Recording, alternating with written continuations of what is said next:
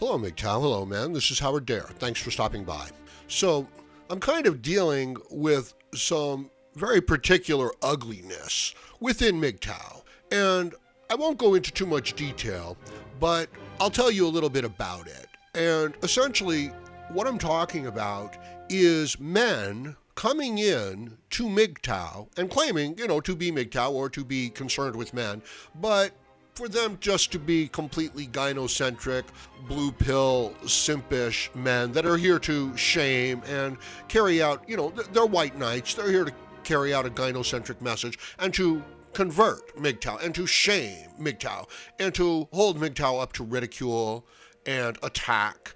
It's a typical female tactic. And I want to talk a little bit about it because I think we're going to encounter it more and more as more and more men come into MGTOW are driven to MGTOW through feminism, through an abusive gynocentric system, from seeing the unrestrained female sexuality and the damage that it does and recognizing. So a lot of men will be coming into MGTOW, but they're going to bring their blue pill worldview with them. And they've been conditioned to protect and defend and sacrifice for women. And they define themselves through this ability. So the idea of encountering MGTOW, right, to them, it's like a gold mine, right? You understand this because they want to be the one good man. I'm sure you're all, familiar with the one good man syndrome, where the man tells himself that he is, the one good man in whatever endeavor. In other words, everybody else's progress in life is because they're cheating, and he is the one good man, and therefore he is the only worthy man. And unfortunately, in order to maintain this type of a facade, look, it's an excuse for being completely ineffective in reality, for having this feminine emotional view of reality. This creates this stigma, and they want to justify it, so the one good man syndrome kicks up, and they're the only one playing by the rules. Everybody else is a bad man. So to come into contact with them, and this is, this is what women are doing. This is what feminists are doing. This is what social justice warriors, this is what a victim class of people do, okay? This is how they get by. This is how they develop their status. Sorry. The point is that these people are driven by their weakness. They don't accept responsibility for being productive. They blame it on other people, on other things.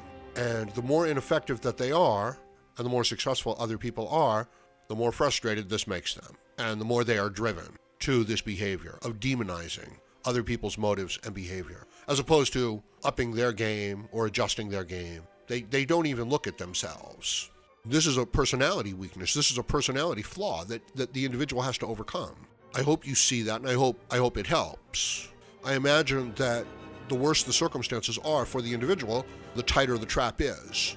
A lot of these psychological traps really are like, the Chinese finger trap. The harder you pull to get out of it, the stronger the trap locks in on itself. But if you can understand the nature of the trap and relax and give in, the trap loses its power, slackens, and you're able to remove your fingers.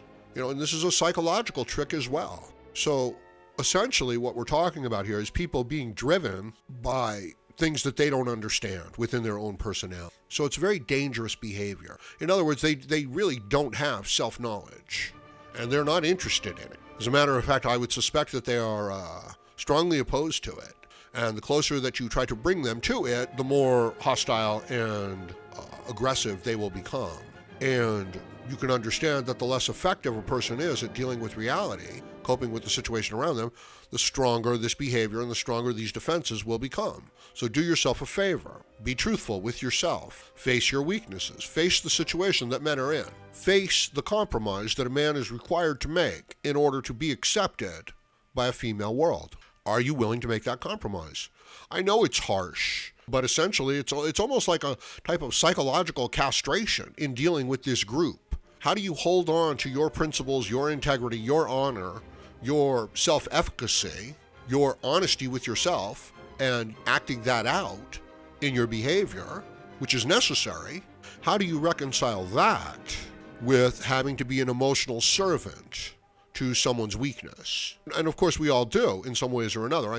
Or we're expected to, for the work, for the job, for family members' abuse, for abuse inherent in the system.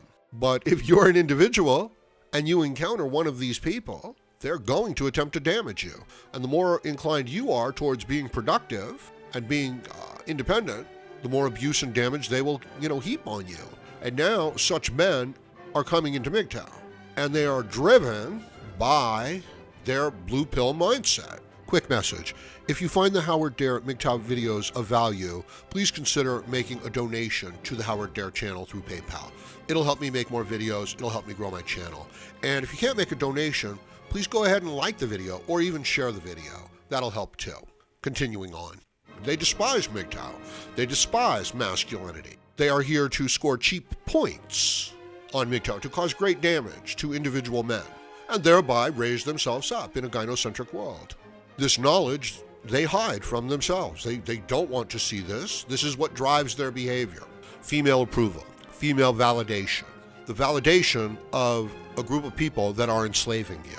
That is why they reward you. That's why they're nice to you, because you've done what they've demanded you do.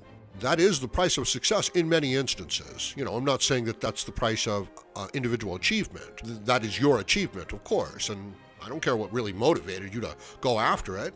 I admire it. It's worthy, and you should be proud of it.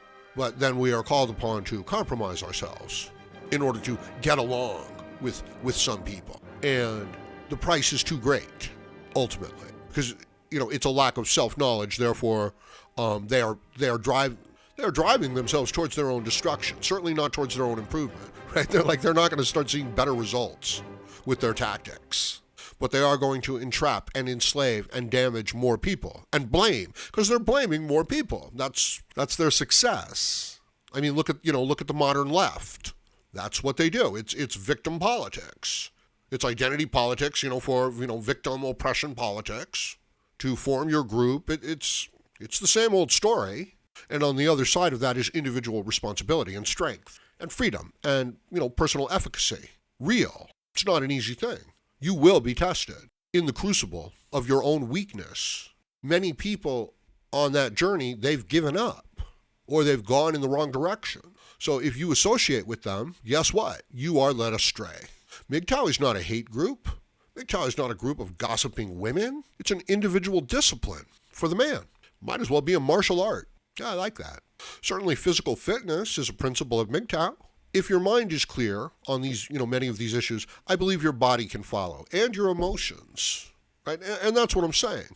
A lot of damaged men are coming into MGTOW, and they're trying to play a female role. Now, it works, it's effective, and men are susceptible to it, but we're not so susceptible to it from other men.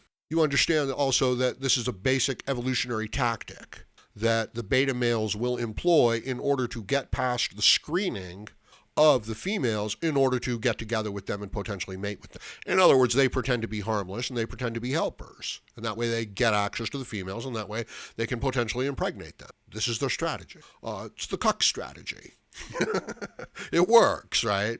Especially if you've got a highly industrialized, technological, agriculturally sound civilization with plenty of resources, okay? The man can barter the resources and cooperation for sexual access, right? This is very useful to the women, especially regarding, child rearing, but not necessarily, only if they kind of fall into a particular trap themselves, a kind of weakness, their own different type of weakness, right? The weak man is busy trying to prove that he's a worthy man to the unworthy female. It drives his behavior.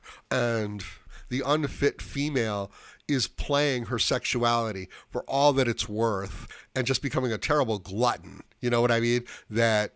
She really is becoming the great whore.